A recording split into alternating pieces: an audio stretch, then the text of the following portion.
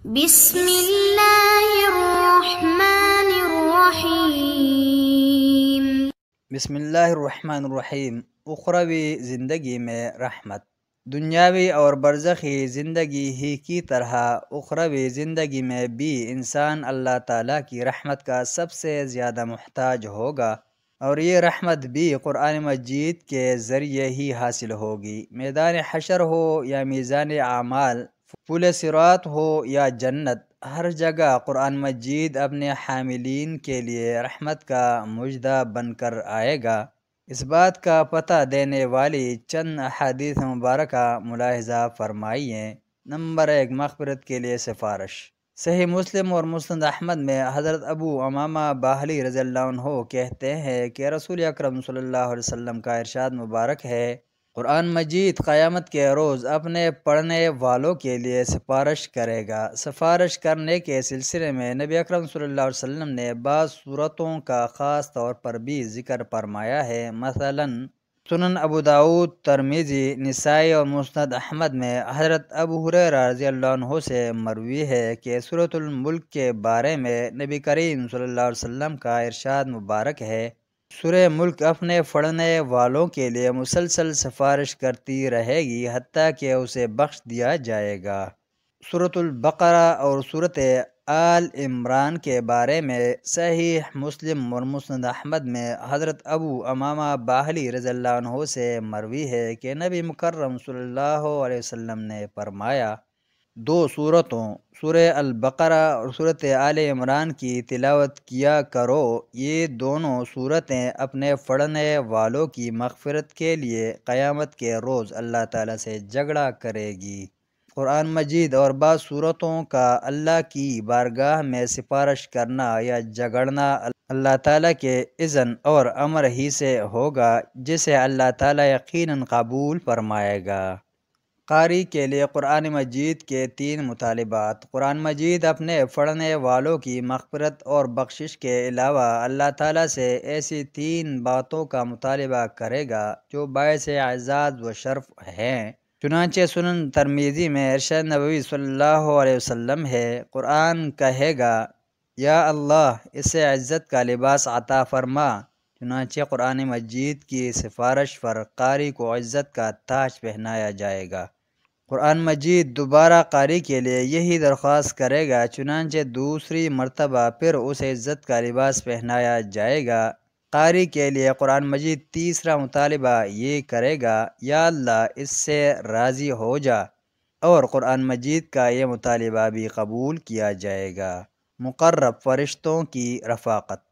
صحیح بخاری و مسلم، سنن ابو داؤد اور ابن ماجہ میں حضرت عائشہ رضی اللہ عنہا کہتی ہیں کہ رسول اللہ صلی اللہ علیہ وسلم نے فرمایا، قرآن مجید کی تلاوت میں مہارت رکھنے والا قاری قیامت کے روز نیک اور معزز فرشتوں کے ساتھ ہوگا، اور جو تلاوت کرنے میں اٹک اٹک کر چلے گا اور اس کے لیے باعث مشقت ہے تو اس کے لیے دوہرا اجر ہے۔ درجات کی بلندی۔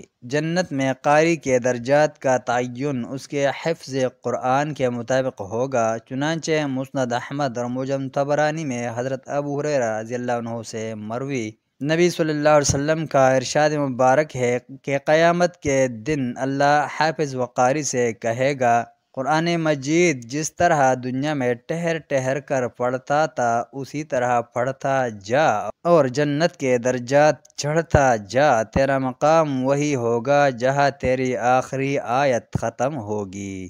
والدین کی تکریم۔ قاری کے ساتھ ساتھ اس کے والدین کو بھی اللہ تعالیٰ قیامت کے روز عزت اور تکریم عطا فرمائے گا۔ چنانچہ مسند احمد اور معجم طبرانی میں نبی مکرم صلی اللہ علیہ وسلم کا ارشاد مبارک ہے، قاری کی مغفرت اور تکریم کے بعد قاری کے والدین کو 2 ایسے قیمتی لباس پہنائے جائیں گے جن کے مقابلے میں دنیا و فیہا کی ساری دولت ہیچ ہوگی۔ اس کے والدین تعجب سے پوچھیں گے، یا اللہ ہماری یہ عزت افزائی کس عمل کے بدلے میں ہے؟ اللہ تعالیٰ ارشاد فرمائے گا، اپنے بیٹے کو قرآن مجید پڑھانے کے بدلے میں۔ لمحہ فکریہ۔ انسانی زندگی کے ان تینوں ادوار دنیا، برزخ اور آخرت کے بارے میں رسول اکرم صلی اللہ علیہ وسلم کے ارشادات کا بغور مطالعہ فرمائیں اور پھر یہ فیصلہ کریں کہ کیا ہم اس دنیا میں اللہ تعالیٰ کی رحمت کے بغیر عزت اور آرام کی زندگی بسر کر سکتے ہیں، یا برزخ میں اللہ تعالیٰ کی رحمت کے بغیر عافیت اور آرام حاصل کر سکتے ہیں، یا آخرت میں اللہ تعالیٰ کی رحمت کے بغیر مغفرت اور جنت حاصل کر سکتے ہیں۔ اگر نہیں اور واقعی نہیں تو پھر ہمیں اللہ تعالیٰ کی رحمت حاصل کرنے کے لیے کچھ نہ کچھ کوشش تو کرنی ہی چاہیے، اور اللہ تعالیٰ کی رحمت کے حصول کا طریقہ یہی ہے کہ ہم قرآن مجید کی طرف پلٹ آئیں، قرآن مجید کی تلاوت اور سماع کو حرز جاں بنائے، عملی زندگی میں اسے اپنا قائد اور رہنما بنائے، بچوں کو قرآن مجید حفظ کرائیں، ترجمہ اور تفسیر سکھائیں، ان کے دلوں میں قرآن مجید کی محبت پیدا کریں۔